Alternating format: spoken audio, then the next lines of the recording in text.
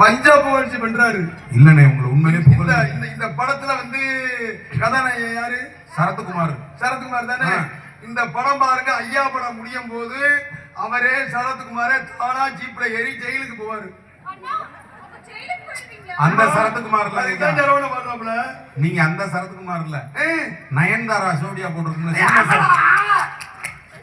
கல்யாணம் பண்ணி 6 மாதம் 2 பிள்ளை பத்தாது மாசமா இல்லாம மகமாய் தான் அதெல்லாம் கேட்கணும். உலக திரைப்பட வரலாற்றிலேயே கல்யாணம் பண்ணி 6 மாதத்துல மாசமாகாம 2 பிள்ளை பத்தது அவன் மட்டும் தானே.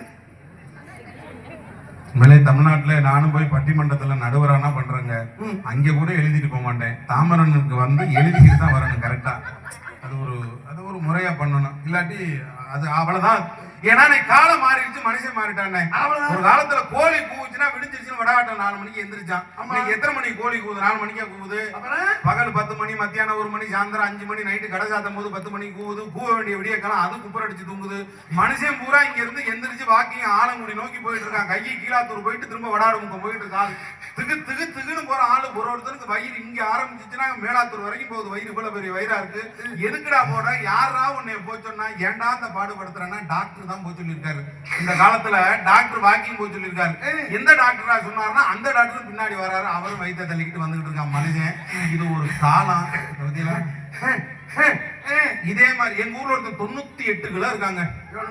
98 கிலோ. மேரியை விட 2 கிலோ கம்மி. ஒரு லெக்குக்கு சொல்றேன், அப்பதானே ஒரு புரிதல் இருக்கும்ல, ஒரு டக்குன்னு புரியறதுக்கு. ஆமா, ஒரு லெக்குக்கு டெய்லி வாக்கிங் போறான். புதுக்கோட்டை புதுக்குளத்தை தேய்ச்சிட்டான். அந்த புதுக்குளத்து கரையே முடிச்சு விட்டான். 1 கிலோ கூட குறையலனே 4 வருஷத்துல. தம்பி, நீ டைட்டில் விடுங்கிறதுக்கெல்லாம் போய் சொல்லாது. 98 கிலோ இருக்கிறவன் 4 வருஷம் வாக்கிங் போனா எப்படி உடம்பு குறையாம இருக்கும்? ஐயா, நான் சொல்றதை நம்புங்க. 4 வருஷமா வாக்கிங் போறேன். ஏன்டா உடம்பு குறைன்னு நான் ஒரு நாள் போய் பார்த்தேன். வீட்டுல இருந்து கிளம்பும் போது 50 ரூபாய் சில்லறை மாத்தி டவுசர் பாக்கெட்டுக்குள்ள வச்சுக்கிறான். கொஞ்சம் தூரம் நடக்க வேண்டியது, காக்கல மிச்சர் வாங்கி திங்க வேண்டியது, கொஞ்சம் தூரம் நடக்க வேண்டியது, 2 போண்டா வாங்கி திங்க வேண்டியது, 2 பஜ்ஜி வாங்கி தினத்தந்தி பேப்பர்ல வச்சு நல்லா நச்சுட்டு அப்புறம் சாப்பிடுறாரு. ஏன்னா என்ன கெடுதலாம் உடம்பு.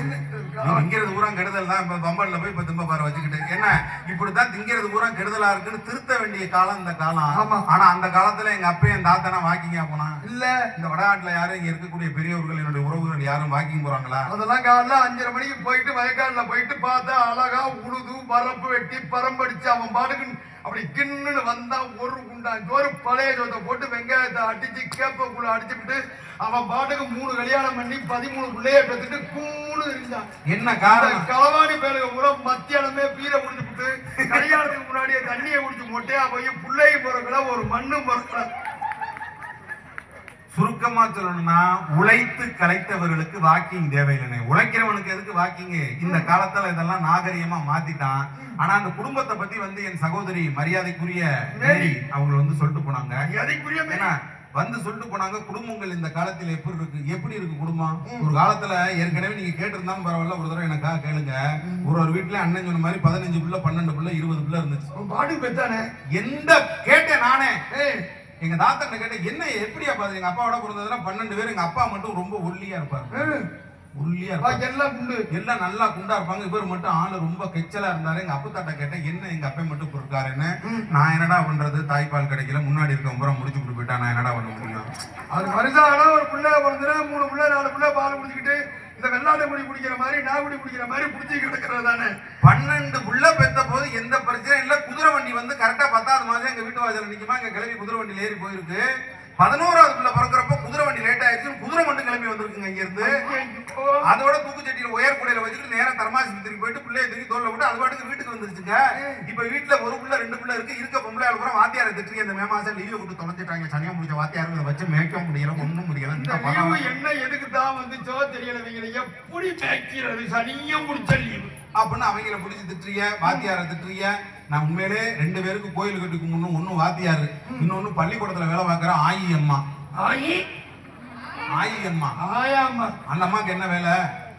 ஆயம்மாவுக்கு என்ன வேலை? அதான் இங்க திருவிழா வடாட்டில் சாப்பிட்டு நாளைக்கு பள்ளிக்கூடத்துக்கு ஒரு வேலை போனான்னா போகும்போதே ஆரம்பிச்சிருவோம். ஆயம்மா அம்மா வயிற்றுக்குள்ள என்னென்னமோ பண்ண ஏன்டா திங்க தெரியாம சுண்டக்கல்ல எத்துனுட்டு ஏன்டா வந்து உங்களுக்கு கல்வி என் கைரேகையே தெரிஞ்சு போச்சுனா ஆயம்மா அழுதுகிட்டு இருக்கு இந்த காலத்துல.